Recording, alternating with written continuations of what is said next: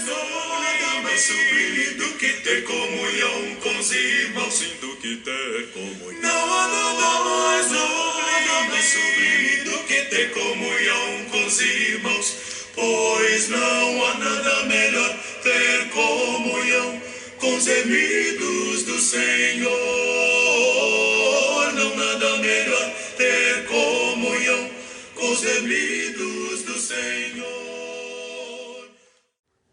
Olá, irmãos e amigos, estamos juntos mais uma vez para o nosso Café com Deus. Meu nome é Edivaldo. Hoje gostaria de compartilhar mais uma meditação baseada no livro de Atos dos Apóstolos, capítulo 4, a partir do verso 32. Da multidão dos que creram, uma era a mente e o coração. Ninguém considerava unicamente sua coisa alguma que possuísse, mas compartilhavam tudo o que tinham. Com grande poder, os apóstolos continuavam a testemunhar da ressurreição do Senhor Jesus, e grandiosa graça estava sobre eles. Não havia pessoas necessitadas entre eles, pois os que possuíam terras ou casas as vendiam, traziam o dinheiro da venda e o colocavam aos pés dos apóstolos, que o distribuíam segundo a necessidade de cada um. José, um levita de Chipre, a quem os apóstolos deram o nome de Barnabé, que significa encorajador, vendeu um campo que possuía, trouxe o dinheiro e o colocou aos pés dos apóstolos. A comunhão expressa em atitudes. Comunhão requer doação. Comunhão passa a existir de verdade entre o povo de Deus quando os interesses do outro passam a ser mais importantes do que os meus próprios interesses. Quando os interesses de Deus estão acima dos meus próprios interesses, aí posso dizer que estou em comunhão com Deus. Comunhão é um dos conceitos mais importantes no livro de Atos e se manifesta através da doação e generosidade entre os irmãos. E com essas atitudes, eles estavam manifestando sua gratidão a Deus pelo que receberam, pela maior dádiva que receberam, que foi a sua graça. A maneira de demonstrar mudança em suas vidas, mudança de atitude, foi compartilhando o que tinham com os irmãos necessitados. Isso é crença. Não um sentimento religioso, mas uma vida de ação em favor do próximo que leva a experimentar a verdadeira comunhão através de uma vida de gratidão a Deus.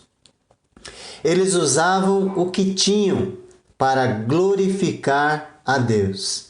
Isso ficava claro pela forma como eles faziam, colocando sob a responsabilidade dos apóstolos as suas doações. É importante nós, como discípulos de Jesus, entendermos que devemos usar tudo o que temos para glorificar a Deus. Nossos bens, nossa vida, todo o nosso ser deve ser colocado diante de Deus para que Ele use como quer, para que o nome dele seja exaltado. Ofertar para eles era mais do que simplesmente doar algum valor. Era glorificar a Deus com o que tinham. Que esse entendimento ocupe a nossa mente, o nosso coração, quando nós separarmos as nossas ofertas para Deus.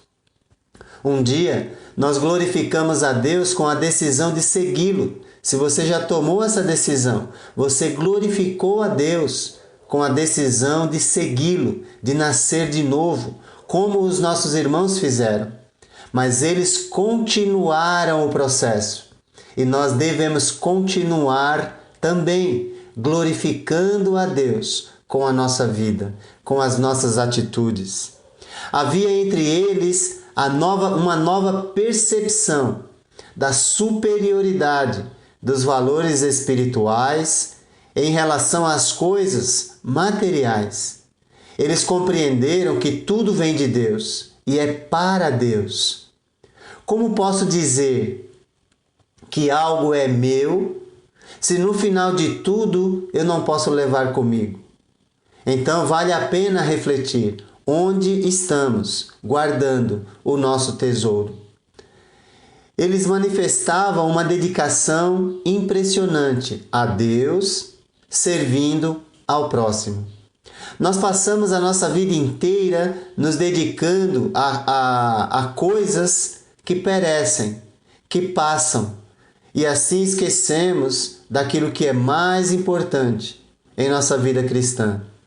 A graça de Deus incentivou esse espírito de doação, de entrega total, de amor ao próximo, como Jesus fez. Jesus viveu essa vida de entrega e nos deixou exemplo para seguirmos os seus passos. A partir do momento que entregamos nossa vida a Cristo, devemos nos dedicar a Ele por meio de sua igreja, porque o que envolve a sua igreja envolve diretamente a nossa vida e diretamente a nossa eternidade.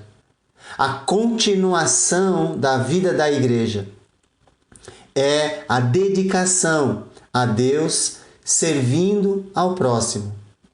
É contribuindo para que sua vida alcance mais pessoas através da evangelização. É o que nós vemos na continuidade do livro de Atos e através da vida da igreja primeira. A igreja verdadeira será conhecida, como Jesus disse, pelo amor uns aos outros. É o que atrai, essa é a maior propaganda da igreja. Dedicação ao próximo, amor ao próximo, e assim Deus é glorificado. Certamente deve haver um interesse mútuo no reino de Deus, uma preocupação mútua uns com os outros. O interesse mútuo deve existir porque é uma responsabilidade de todos os discípulos. Uma vez que recebemos o mesmo Espírito e fazemos parte de um só corpo, devemos nos preocupar, nos interessar uns pelos outros, a fim de ajudar uns aos outros na jornada rumo à eternidade. É só deste modo que o poder de Deus fica manifesto constantemente na vida da igreja. Uma igreja que não tem interesse mútuo é uma igreja que está estagnada espiritualmente, parada espiritualmente, não está crescendo. Pode haver crescimento numérico, mas há uma estagnação espiritual.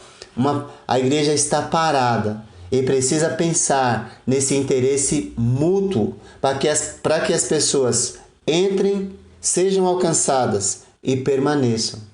Deve haver um interesse pessoal.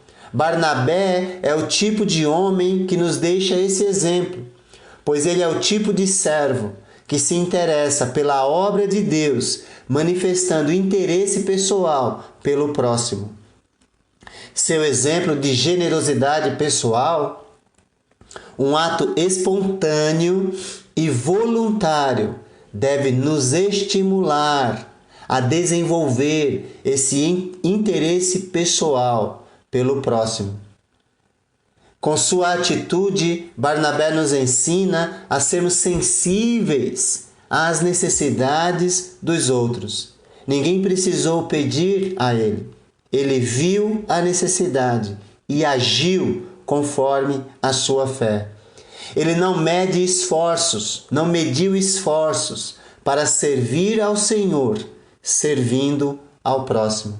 Colocou suas virtudes a serviço do reino, mostrando que confiança em Deus se revela através de atitudes práticas e não através de um discurso religioso.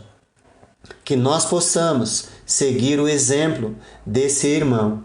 Deus não deixará de agir e suprir as necessidades do seu povo. Portanto, devemos confiar em Deus, como Ele confiou. E devemos desenvolver essa sensibilidade, esse interesse pelo próximo. Preste atenção na pessoa que está ao seu lado. Se perceber a necessidade, tome a iniciativa, como ele fez. Jesus doou sua vida com liberalidade, confiou no Pai e o Pai o supriu em todas as circunstâncias. E quando tudo parecia perdido, ele ressuscitou. Certamente, se nós confiarmos em Deus, nos dedicarmos a Deus, nos interessar pelo próximo, ainda que as coisas fiquem difíceis, no final de tudo, Deus trará a luz para as nossas vidas, com toda certeza. Por quê? Porque Ele, pessoalmente, já se interessou por nós ao enviar seu Filho para morrer em nosso lugar naquela cruz. O quanto nós temos nos interessado pela obra de Deus, pela comunhão com os irmãos e com Deus. O interesse de Deus foi pessoal. Ele se interessou por mim, ele se interessou por você.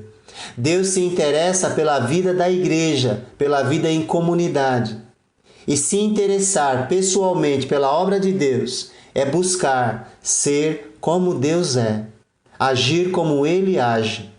Se interessar pelas pessoas é ter a natureza de Deus, que é amor, que é dedicação exclusiva àquela pessoa.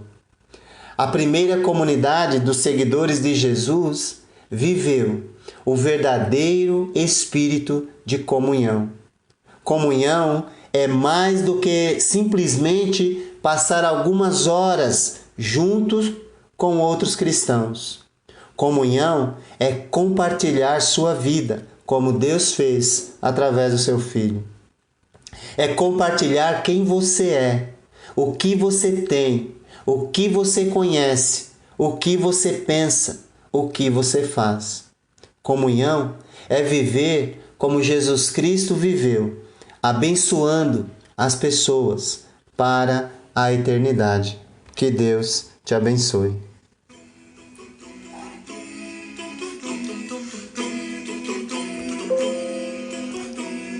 Nada mais sublime do que ter comunhão com os irmãos. Do que ter comunhão. Nada mais sublime do que ter comunhão com os irmãos. Pois não há nada melhor ter comunhão com os remidos do Senhor. Não nada melhor ter comunhão com os remidos do Senhor.